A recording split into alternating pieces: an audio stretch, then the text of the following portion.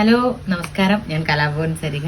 അങ്ങനെ വീണ്ടും ഞങ്ങൾക്ക് ബിഗ് ബോസിലേക്ക് ഒരു എൻട്രി കിട്ടിയിരിക്കുകയാണ്. അപ്പോൾ കഴിഞ്ഞ പ്രാവശ്യം കുറേ ഡ്രസ്സൊക്കെ കൊണ്ടുപോയി, അതൊന്നും ഇടാൻ പറ്റിയില്ല. അപ്പോൾ അതൊക്കെ എടുത്ത് വെച്ചിട്ടുണ്ട്. അതുപോലെ ബിഗ് ബോസിൻ്റെ ഉള്ളിൽ ഇടാൻ വേണ്ടിയിട്ട് എനിക്കിതാ സാവി എന്ന് പറഞ്ഞിട്ടൊരു ബോട്ടിക്കാർ എനിക്കിത് കുറേ കോസ്റ്റ്യൂം അയച്ചു തന്നിട്ടുണ്ട്. ഇതൊക്കെ ബിഗ് ബോസിൻ്റെ ഉള്ളിൽ ഇടാൻ വേണ്ടിയിട്ടാണ്.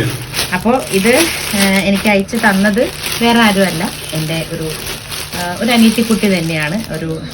ഒരു ഡാൻസറും കൂടിയാണ്, ഒരു കലാകാരിയും കൂടിയാണ്. അപ്പം അവൾ ആദ്യമായിട്ട് ഇങ്ങനെ ഒരു സംരംഭം തുടങ്ങിയെന്ന് പറഞ്ഞപ്പോൾ എൻ്റെ അടുത്ത് പറഞ്ഞ സരി ചേച്ചി ഇതാ നല്ലൊരു കോസ്റ്റ്യൂം 3 എണ്ണം എനിക്ക് അയച്ചു തന്നിട്ടുണ്ട്.